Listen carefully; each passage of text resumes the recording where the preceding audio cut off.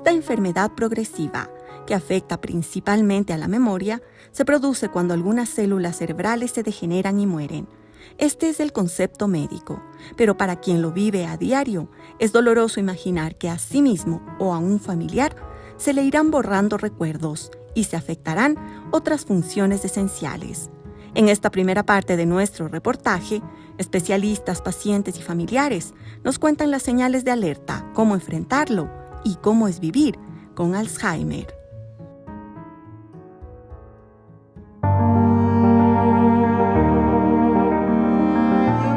Es una enfermedad que aparece cada 3 segundos en el mundo. Pasa desapercibida esta enfermedad en muchas familias. A partir de los 65 años tienes más riesgo de padecer la enfermedad de Alzheimer.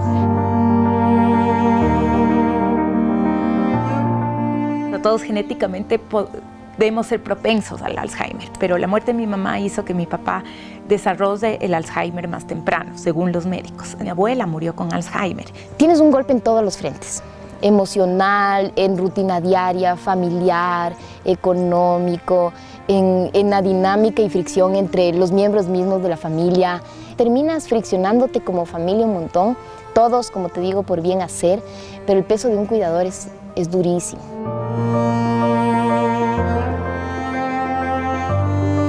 Lamentablemente no hay una cura para la enfermedad de Alzheimer. Los medicamentos enfocados hacia la parte cognitiva lo que hacen es enlentecer el proceso de la enfermedad.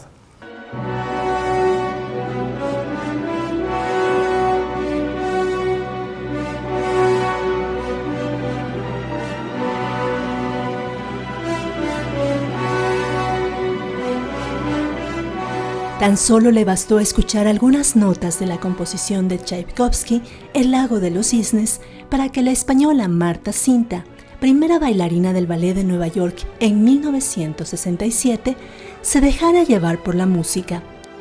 No recordaba nada de lo que la rodeaba, su familia, su historia. Sin embargo, su cuerpo empezó a moverse espontáneamente. Marta falleció a inicios de la pandemia, pero su historia visibilizó la difícil realidad de quienes padecen la enfermedad del olvido, el Alzheimer.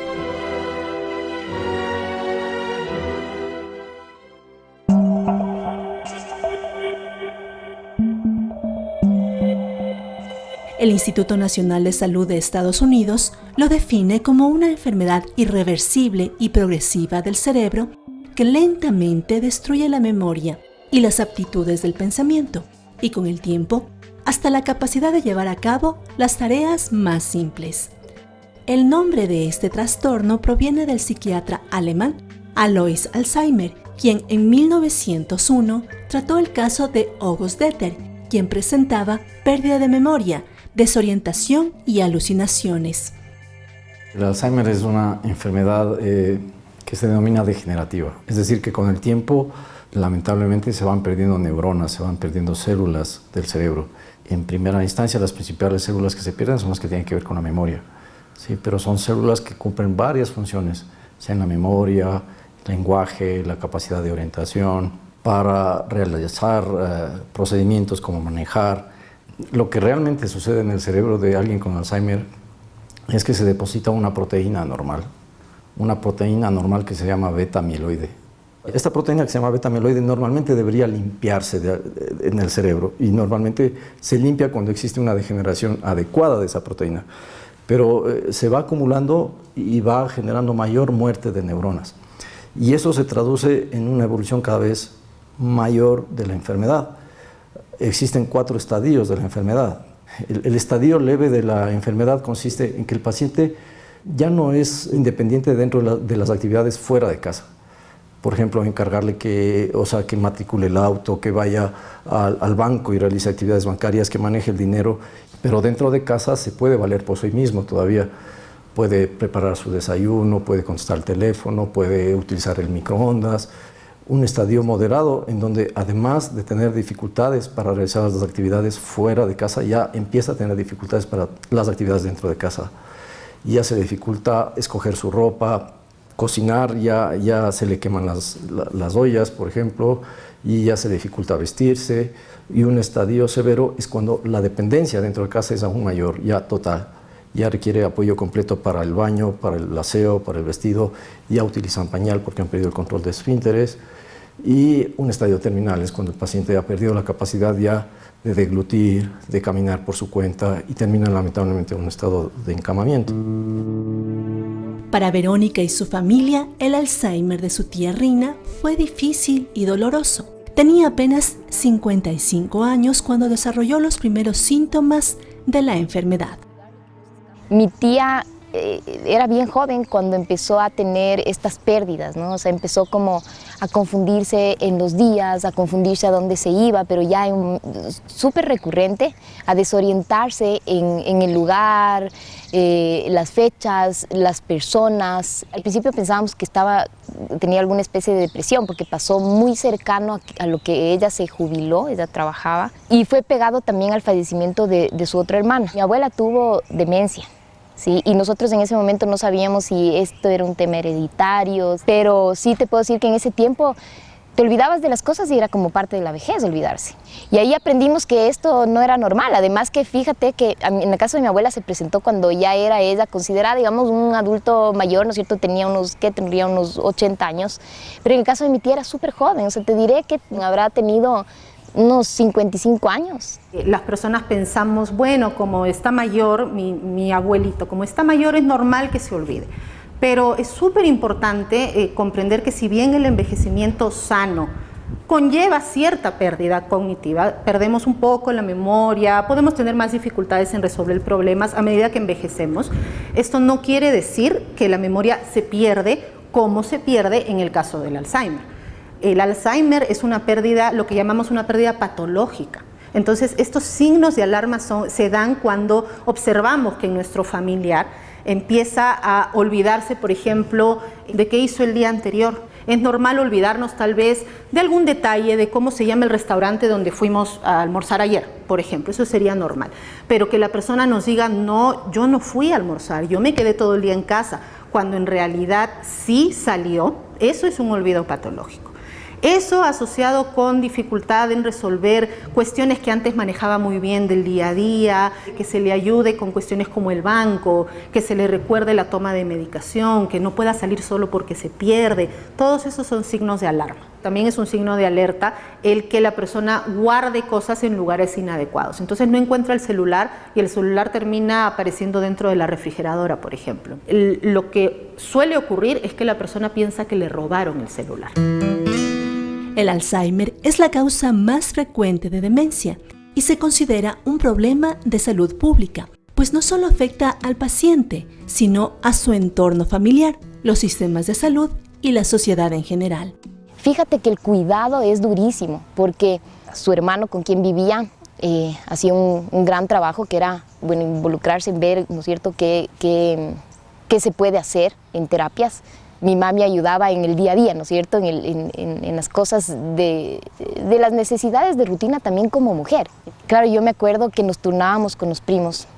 Mi prima propuso eso y creo que fue una buena idea, pero no era sostenible porque, claro, todos estábamos en distintas épocas. Quizás mi prima con hijos más grandes, problemas más grandes, yo con hijo recién nacido aprendiendo a ser mamá, y tener que hacerme cargo de mi tía era súper difícil. En el punto donde ya tú dices esto es crítico, es cuando tú te das cuenta que en las actividades de la vida diaria, porque una cosa es que se olvide y eso ya es duro, es triste, todo lo que tú quieras, pero la parte realmente durísima de esto es cuando tú te das cuenta que ya no se acuerda cómo tomar el vaso de agua, que ya no se acuerda cómo sentarse para ir al baño. O sea, y no sé qué se hace en el baño para qué es, o sea, se sientan, es una silla, no sé qué quieren que hagan, ¿no es cierto? Entonces, una persona no puede cuidar solita a una persona que tiene Alzheimer. Tiene que ser compartido. Y si eres por ejemplo, hijo único, tienes que buscar la forma de compartir con cercanos a la familia o ver si tienes una persona que te pueda ayudar en la atención del día a día, porque si no es bien pesado. Se dice que por cada persona con Alzheimer, por lo menos 7 personas a su alrededor se ven afectadas, porque de acuerdo a las etapas que va pasando la persona, va a necesitar más cuidado. Entonces, por ejemplo, si está en una etapa temprana, va a necesitar una supervisión por horas, pero si ya está en una etapa mediana o en una etapa más avanzada, ya el cuidado debe ser permanente. Entonces tienes que involucrar no solo a una persona, sino a varios miembros de la familia, porque si tú tienes solo un cuidador en casa, ese cuidador se va a quemar. Hay estadísticas incluso muy fuertes en que dicen que el cuidador se muere antes que la persona con Alzheimer por el cuidado. La parte económica obviamente es algo fundamental, es una enfermedad que requiere medicamentos de acuerdo a los síntomas que se van presentando, requiere, como te decía, terapias, cuando ya pierdes el control del esfínteres necesitas pañales, por ejemplo, entonces es una enfermedad costosa en la cual un familiar no me parece difícil que lo pueda sobrellevar. La persona que recibe el diagnóstico es quien sufre de la enfermedad, por supuesto, pero la familia se va a ver afectada. No solamente por el golpe emocional de recibir la noticia, sino por la carga que va a venir. Estamos hablando de una enfermedad lenta, una enfermedad larga, que en su mayoría puede durar 8 o 10 años, incluso hay personas que pueden vivir 20 años con la enfermedad, pero perdiendo cada vez más sus funciones, entonces, en otras palabras, requiriendo cada vez más ayuda de sus familiares. Entonces, por supuesto, hay ciertos recursos a nivel profesional, ¿no? Enfermeras que pueden ir a la casa a cuidar, instituciones, etcétera, ¿no? Hay ciertas cuestiones, pero generalmente el cuidado va a recaer en la familia. Lo importante, creo yo, es primero informarse bien, ¿sí? Al recibir el diagnóstico, poder esclarecer con el profesional todas las dudas. ¿Qué significa este diagnóstico? ¿Qué es lo que va a pasar? ¿En cuánto tiempo va a pasar? ¿Qué tipo de ayudas va a necesitar el paciente? Y otra cosa que es súper importante, que ocurre, por ejemplo, cuando el cuidador principal no es un hijo, sino, digamos, es la esposa del paciente, ¿no? Cuidémosla, veamos cómo está su salud mental. Tienen que tener momentos en que el cuidador pueda salir, pueda distraerse, pueda continuar también con su vida, ¿no? Con sus actividades normales, digamos, que tenía antes del diagnóstico. La enfermedad de Rina fue lenta y con el tiempo fue empeorando. Verónica recuerda que llegó un momento en el que no pudo valerse por sí misma. Bueno, finalmente mi tía entró a un hogar y sus últimos días fueron duros porque ya no sabía tragar. Entonces se olvidan de cómo deglutir, ¿no? Casi ya no caminaba, ya ni siquiera se sentaba recta y con el accidente ya estaba absolutamente postrada en una cama. Entonces eso es difícil para ellos luego hablar y transmitir a un adulto mayor que está en esa situación, que te pueda decir me duele aquí o me duele aquí o me duele aquí, es súper difícil y para la familia la etapa final durísima. O sea, llegas a un punto en que dices lo mejor que le puede pasar es descansar. La próxima semana, la ciencia aún no encuentra la cura para el Alzheimer, pero ¿qué podemos hacer para que su avance sea más lento?